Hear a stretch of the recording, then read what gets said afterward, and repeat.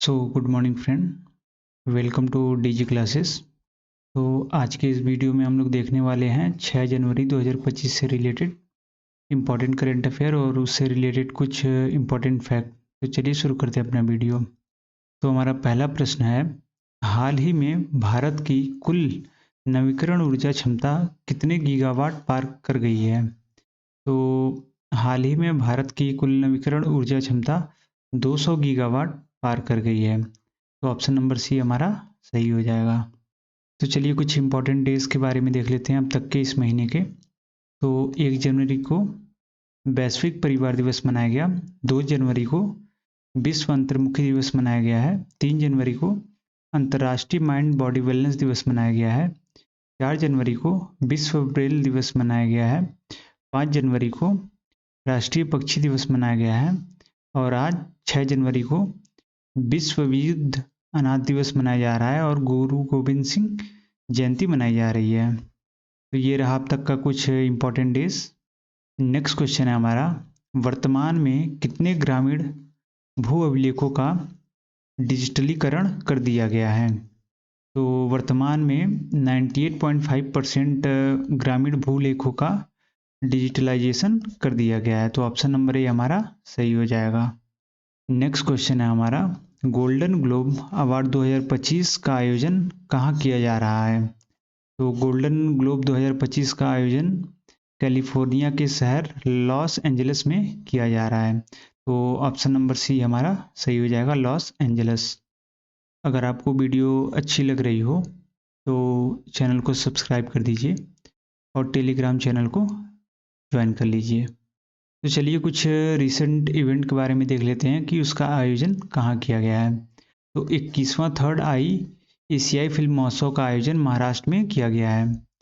ग्रामीण भारत महोत्सव 2025 का आयोजन नई दिल्ली के भारत मंडपम में किया गया है।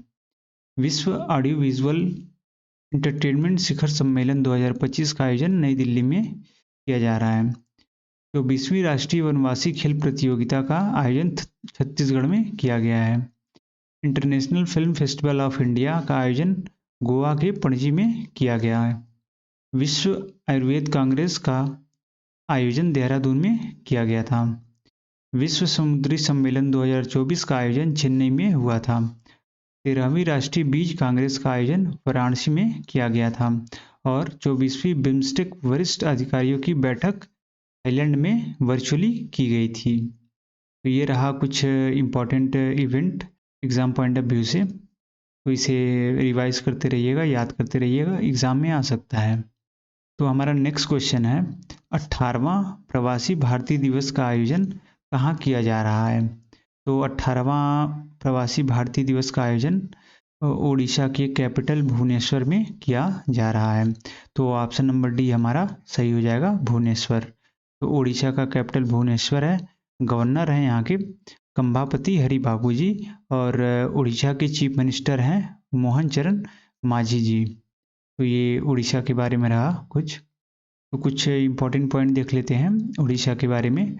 उड़ीसा ने भुवनेश्वर में भारतीय रेलवे के पहले अपशिष्ट से ऊर्जा संयंत्र को चालू कर दिया है और अमित शाह ने उड़ीसा में आयोजित डीजीपीआईजी के 59वें अखिल भारतीय सम्मेलन का उद्घाटन किया था और उड़ीसा देश का पहला ऐसा राज्य बना है जो कि राइस एटीएम लॉन्च किया है। भुवनेश्वर ने 17वें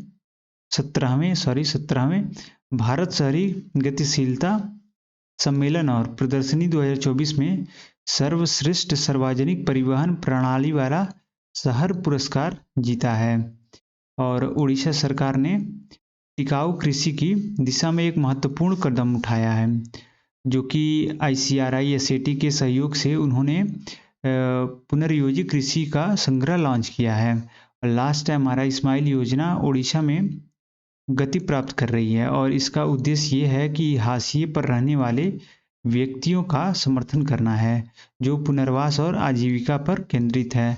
यहाँ हाशिए का मतलब है जो मार्जिनलाइज पर्सन है, मतलब जिनका कह लें हम लोग जैसे कह लें पुअर पीपुल हैं, एकदम बॉर्डर पे जैसे BPL वाले जो होते हैं मार्जिनलाइज पर्सन एकदम, तो उन्हें यहाँ हाशिए कहा जाता है। हाशिए पर रहने वाले व्यक्तियों का समर्थन करना इस स्माइल योजना का उद्देश्य है। जिनको तरह-तरह सोसाइटी में तरह से डिस्क्रिमिनेशन फेस करना पड़ता है, पॉवर्टी या फिर लैक अपॉर्चुनिटी उनको नहीं मिल पाती है, उनके लिए ये स्माइल योजना है। नेक्स्ट क्वेश्चन है हमारा, पंचायत से संसद 2.0 का उद्घाटन किसने किया है? तो पंचायत से संसद 2.0 का उद्घाटन हमारे लोकसभा के स्पीकर ओम बिरला जी ने किया है। तो ऑप्शन नंबर ए हमारा सही हो जाएगा, ओम बिरला। तो ये रहे हमारे लोकसभा के स्पीकर माननीय ओम बिरला जी।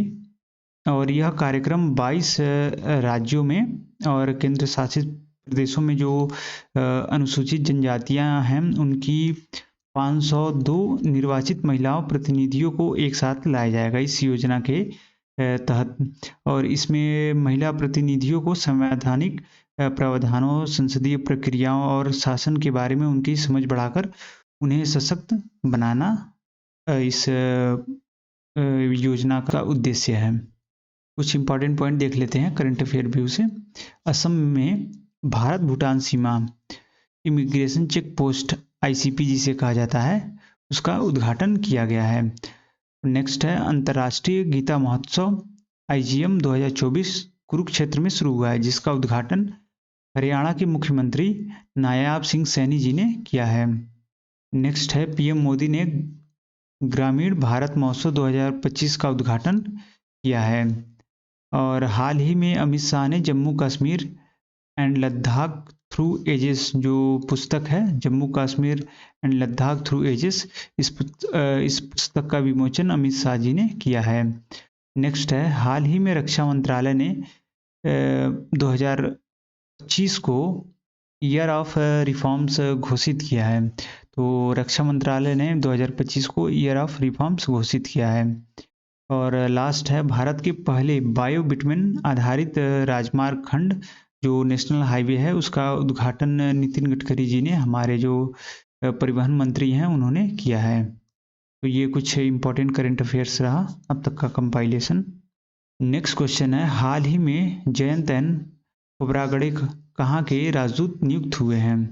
तो हाल ही में जयंत एन खोब्रागड़े पोलैंड के राजदूत नियुक्त किए गए हैं। तो ऑप्शन नंबर बी हमारा सही हो जाएगा, पोलैंड। तो ये हैं IFS अधिकारी Jayant N Khobragade. Next question है हमारा हाल ही में किसे UPSSC का अध्यक्ष नियुक्त किया गया है?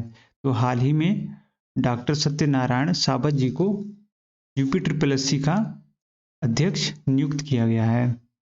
UPSSC का फुल फॉर्म होता है Uttar Pradesh subordinate service selection board, और हिंदी में उत्तर प्रदेश अधीनस्थ सेवा चयन आयोग है। तो ये रहे डॉक्टर सत्यनारायण साबत जी।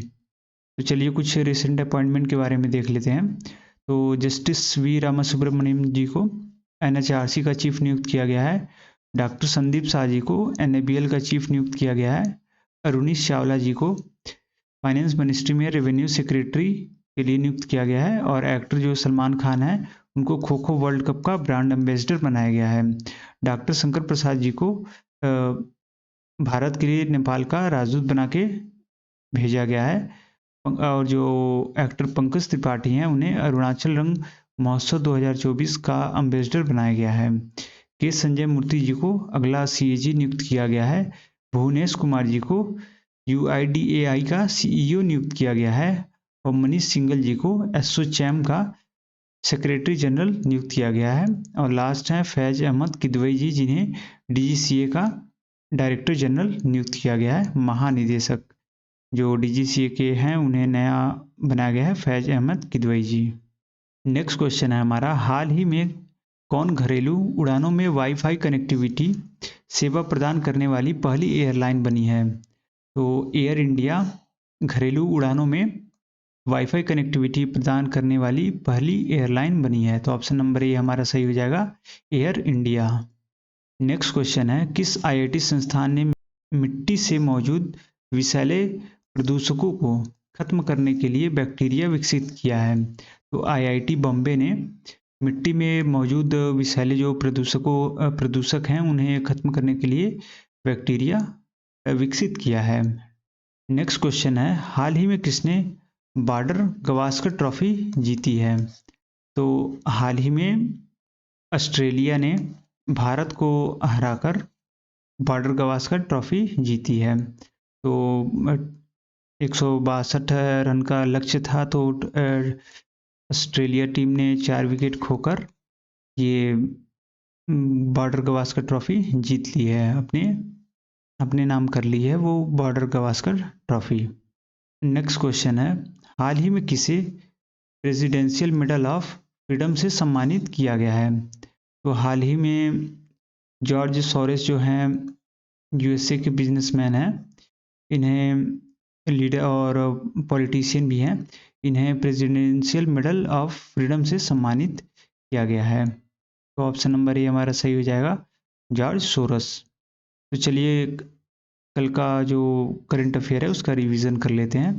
तो आईएमडी ने महाकुंभ के लिए विशेष मौसम वेब पेज लॉन्च किया है, और डीपीआईआईटी ने स्टार्टअप इकोसिस्टम को मजबूत करने के लिए एसपीएफ के साथ साझेदारी की है, और कैलिफोर्निया देश ने हेल्दी होमवर्क एक्ट लागू किया है, और अमेरिकी सदन के अध्यक्ष जो नए बनाए गए हैं उनका नाम माइक जॉनसन है, और पुजारी ग्रंथि सम्मान योजना दिल्ली सरकार के द्वारा शुरू किया गया है, और हाल ही में डीजीसीए के महानिदेशक फैज अहमद किदवई जी को नियुक्त किया गया है।